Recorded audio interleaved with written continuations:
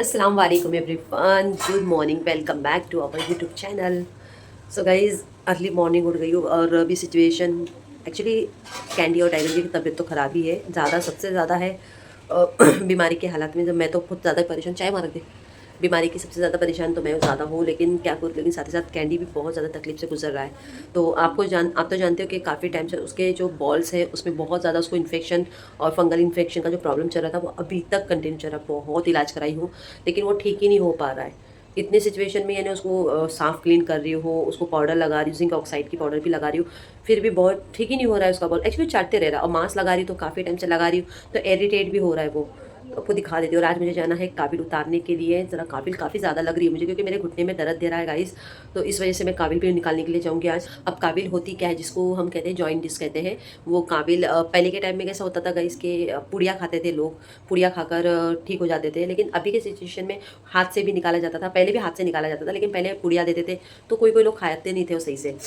तो हमारे यहाँ पर है ना, यहाँ पर पहले तो धुतुम में होता था, काबिल निकालने वाले आते थे। बहुत धुतुम बहुत दूर होता था, लेकिन जाना आना ट्रैवल नहीं होता था। फिर करंजा में आए, करंजा के बाद फिर मार्केट के अंदर भी आते थे वो निकालने वाले। बहुत पुराने हैं वो, लेकिन अभी यहाँ पे कैसा है, आसपास के गाँव के अंदर सभी लेडीज़ लोग निकालते हैं, यानी जो जो मेन जो है जिनको पुराना तकनीक मालूम है कि कैसे निकालते काबिल, तो वो आज मैं आपको दिखाऊंगी। और मेरी तबीयत के लिए आप लोग दुआ करिए। मुझे ऐसा हो रहा है कि बीपी लो हो रहा है और सर्दी है और कफ वफ एकदम इतना वो हो रहा है ना, बीमारी जैसा बदन एकदम पूरा ये हो गया। दिखा देती हूँ आपको, कैंडो की हालत बहुत ज़्यादा ख़राब है। कैंडो, ए कैंडो, कान दो। तो देख सकते हो गाइस, एक्चुअली इसने बहुत ज़्यादा यहाँ पर हाथ पे भी एकदम खुजा खुजा के ना, यानी ये दांत से ज़्यादा चबा रहा हूँ। मैं कितना उसके मुंह पे बांध रही हूँ ना गाइस, वो मैं ही जानती हूँ। और यहाँ पर देख सकते हैं बॉल्स काफ़ी ज़्यादा उसके लाल लाल हो गए हैं। मुझे डॉक्टर से एक बार कंसल्ट करना पड़ेगा। एक्चुअली दो ऑप्शन समझ में आ रहे हैं मुझे तो गाइस, एक्चुअली दो ऑप्शन समझ में आ रहे हैं इसके बॉल्स को। ना देखिए कितना ज़्यादा रेड रेड पूरा इचिंग लाल लाल कर दिया इसने। और यहाँ पर भी इसने दांत से एकदम यानी चबाते हुए जा रहा है, पूरा इतना घाव भरा करते हुए जा रहा है। और बीच में तो इसने पेट के ऊपर भी कर दिया था। एक मिनट कैंडो। तो अभी यही चीज़ें है ना, डॉक्टर को दिखाना फिर से मुझे पड़ेगा उसको। समझ में नहीं आ रहा, बहुत इलाज करा रही लेकिन नहीं ठीक हो पा रहा है वो बॉल्स, उसको बहुत तकलीफ दे रहा है। और ये देखिए फेस पर है ना पूरा ये करके रखा इसने, ये देखिए, ये देखिए पूरा लालम लाल हो गया ना। ये चबा चबा के एकदम, यानी जबान लगाता है ना तो इसकी वजह से। और पाउडर जब लगाती हूँ दवाई इसको मैं, तो वो भी एकदम चाट चाट के एकदम मुंह पे आ जाता है ना, इसलिए कह दो। इस टाइगर को भी दिखा दी थी इसने भी, एक्चुअली अपने बॉल्स पर है ना फिर से वही किया जो पहले हुआ था। दिखा, हाँ जा हाँ जा हाँ जा, वो जाओ, पलटो पलटो पलटो पलटो। तो इसने भी अपने ना इस पे सुराख फिर से, इसने बॉल्स पे फिर से वो हो गया, देखिए कोई भी गड्ढा फिर से ये हो गया। अब इसको दवाई लगा देती हूँ मैं। एक्चुअली कैसा होता है, ये मीटिंग करके आता है ना तो बहुत ज़्यादा एक्चुअली प्रेशर से करा होगा, तो एकदम गड्ढा उसने चबा लिया ला। और वो ये ख़त्म हो गया क्या, इतना खुजा के कितना गड्ढा गड्ढा करा हर जगह पे है ना इसमें।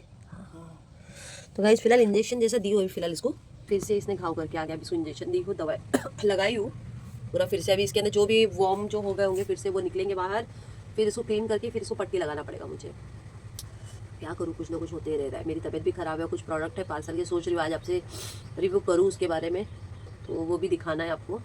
चलिए थोड़ी देर से दिखाती हूँ आपको मैं, और इसका ज़रा क्लियर कर लेती हूँ मैं। तो गाइज़ यही बात है, अभी ज़रा इसका ज़रा क्लीन कर लो। क्या करूँ, करना पड़ता है जानवरों के लिए।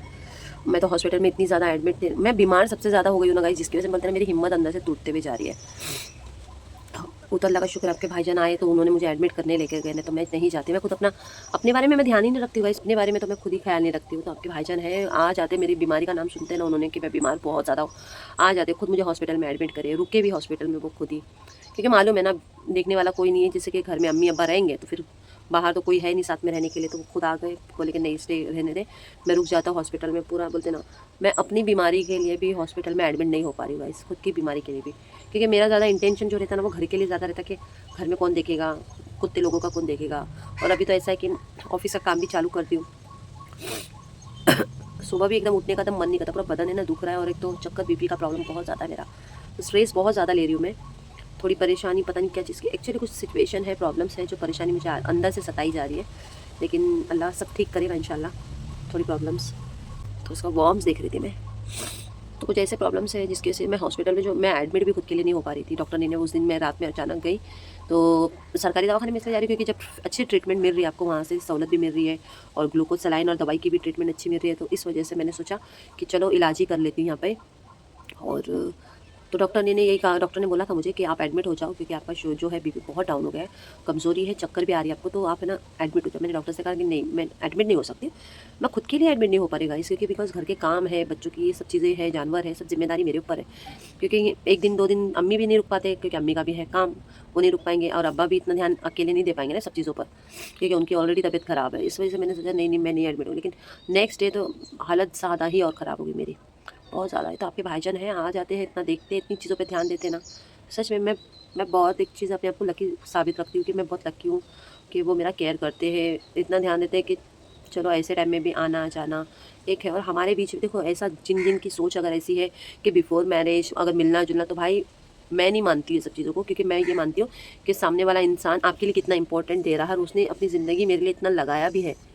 ठीक है, कोई ऐरा गहरा नहीं है। जब आपकी ज़िंदगी से कोई इंसान जुड़ जाता है ना तो बहुत अहमियत रखता है, क्योंकि वो आपके बारे में अच्छा बुरा हर चीज़ जानता है कि क्या आपके लिए बेहतर है, आपकी तबीयत के लिए क्या चीज़ सही है, और कैसा बच्चों को लेकर उसका बिहेवियर, बच्चों के लिए एज अ फादर वो कभी नहीं सोचते कि मैं बाप बनना चाहता हूँ, नहीं, वो सोचते कि बच्चे अपनी ज़ुबान से खुद बोले तो वही बेटर है। कोई बात नहीं, ज़बरदस्ती नहीं करेंगे वो कभी बच्चों के पीछे।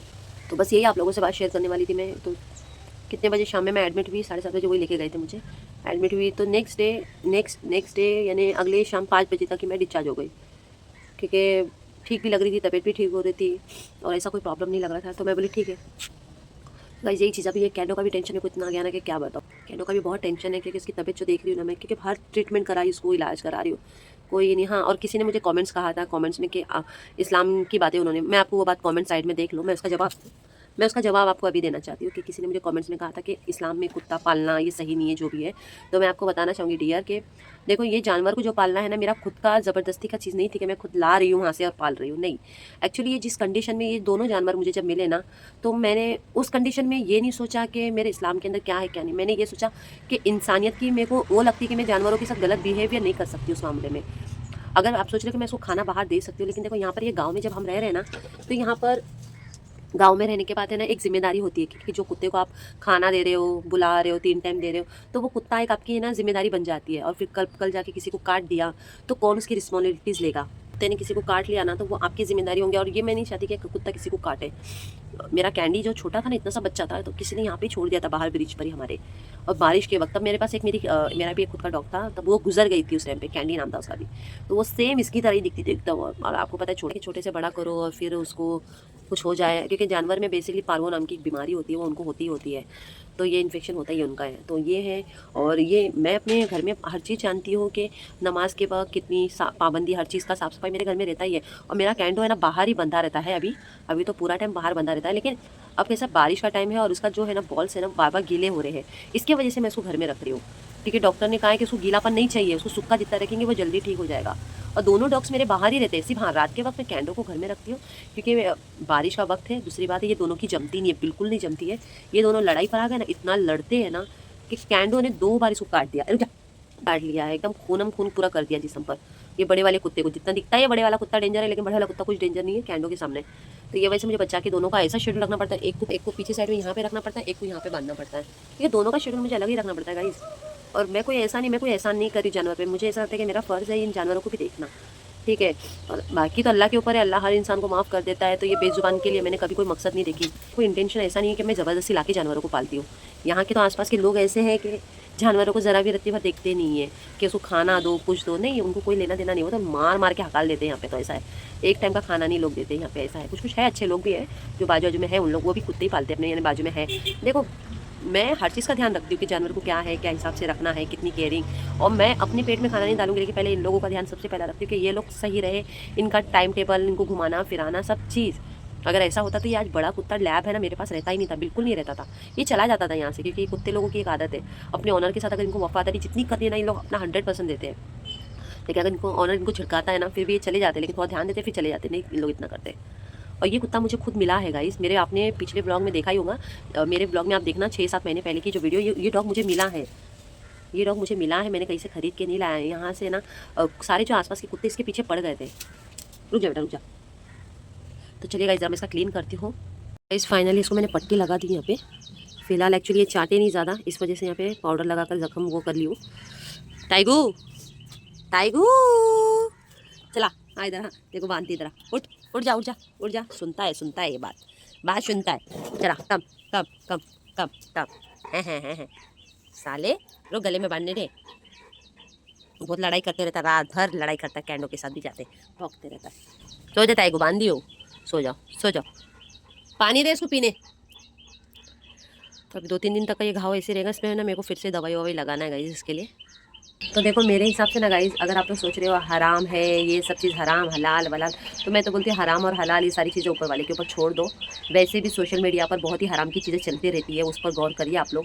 और जहाँ पर मुझे लगता है कि मुझे इंसानियत के लिए हर चीज़ इन जानवरों के लिए करना पड़े, तो मैं नहीं सोचती हूँ कि मैं हराम कर रही हूँ। ये आपका नज़रिया शायद गलत होगा, लेकिन मेरा नज़रिया यही है कि अगर मैं इंसानियत इनके लिए भूल जाऊँ ना, तो मैं इंसान के काबिल नहीं हूँ, इंसान होने के काबिल नहीं हूँ। मैं इनके लिए अगर कुछ ना कर पाऊँ, इनकी तकलीफ़ों को समझ नहीं पाऊँ, तो शायद मेरा इंसानियत होने का कोई मतलब नहीं है, मेरे अंदर कोई इंसानियत ही ना हो। तो मैं, इस्लाम के रूल और रेगुलेशन की बात है, जब आपको कुछ चीज़ें समझ नहीं आती है, कुछ चीज़ें आपको ये होता है कि अरे जानवर है उतनी तकलीफ़ में जी रहा है, और आप इस्लाम के उस चीज़ को फॉलो करके रह रहे हो, जाने दो नहीं जानवर को ये करना है वो करना है, लेकिन वो जानवर जितना तकलीफ़ से गुजर रहा है गाइस, वो मैं ही जानती हूँ ना। तो फ़िलहाल मेरे लिए सबसे ज़्यादा अहमियत है इन लोगों के लिए देखना। बाकी अल्लाह ही है, गुनाह, हर गुनाह तो अल्लाह माफ़ी कर देता है। शायद अल्लाह ने क्या मेरे लिए सोचा हो, अल्लाह पर ही हम छोड़ देते हैं। और मैं जितना हो सके इन लोगों के लिए ही सोचती हूँ, इन लोगों के लिए ही करना चाहती हूँ। आज खाना तो पकाना नहीं है, क्योंकि दाल चावल कल रात में था, ज़्यादा बनाई थी, तबीयत ठीक नहीं रहती तो रात में ज़्यादा बना लेती हूँ दोपहर के लिए। और शाम में जाऊँगी मैं, अभी तक नाश्ता नहीं करी हूँ, चाय और अभी नाश्ता नहीं करी हूँ, सोची चाय बटर खा लेती हूँ, थोड़ा रेस्ट करती हूँ, दवाई खाकर फिर आपसे शाम में मुलाकात करती हूँ। और जो भी है देखो गाइज़, अगर आप लोग ने इन लोगों के लिए अपना फ़र्ज़ नहीं निभाए, यानी कोई तड़पता हुआ जानवर भी देख रहे हो लेकिन उसको इग्नोर कर रहे हो, उस पर ध्यान नहीं दे, तो वैसे इंसानियत का मतलब ही क्या आपके लिए है। और मैं मजबूर हूँ इस कंडीशन के अंदर कि मैं लोगों को फेंक नहीं सकती हूँ। मेरे पास ऑर्फेंज का भी ऑप्शन था, लेकिन ऑर्फेंज वाले लोग भी पैसे ज़्यादा मांग रहे हैं, ऐसा नहीं कि मैं उनको नहीं छोड़ रही वहाँ पे, लेकिन कोई मेरे से मांग रहा है 35,000 30,000 मांग रहा है दो डॉग्स को रखने के लिए। अब उतना कहाँ से मैं मैनेज करूँगी 35-30,000, जैसे कि डॉग्स को अडॉप्ट भी करते हैं लोग। मैं कितनी जगह ट्राई कर रही हूँ लेकिन नहीं हो रहा है।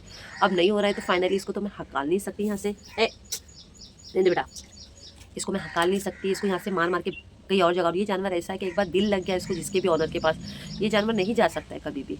तो वही बात है गाइस कि इसको मैं, अपनी मजबूरी है मेरी जो मैं यहाँ पर रख रही हूँ, अदरवाइज़ मैं। और हाँ, एक और चीज़ है, अगर कभी भी फ्यूचर में मुझे रूम चेंज करना पड़े ना, तो हाँ ये भी बात मैं आप लोगों से शेयर करूँ, मैं इन लोगों को फिर भी नहीं छोड़ पाऊँगी, ये बात मैं आपसे क्लियर कर। हाँ रही बात है मेरी कैट्स की, तो भालू रहेगा, बाकी गुंजो उंजो तो घूमते रहते हैं उधर, उनको यहाँ पे एक आदत हो गई है। तो भालू कैसा मेरे बिना रहता नहीं, वो आता है तो हमारे लिए आता है, तो भालू को लेकर जा सकते हो, ये 2 डॉग्स को मैं लेकर जाऊँगी, और रूम भी ऐसे ही देखूँगी बड़ा वाला, ठीक है।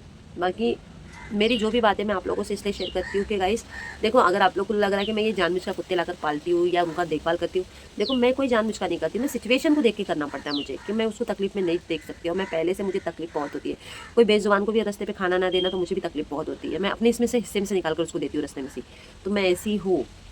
और जिनको जो सोचना है, जिनका सोच का नज़रिया मैं उनका बदल नहीं सकती, हाँ लेकिन ये कोशिश करिए कि अपने अंदर की इंसानियत को खोने मत दीजिए। इंसानियत खो गई जहाँ पर आप जानवर से बदतर बन गए हो ना, तो आपको कोई आपकी इंसानियत में वापस नहीं ला सकता है।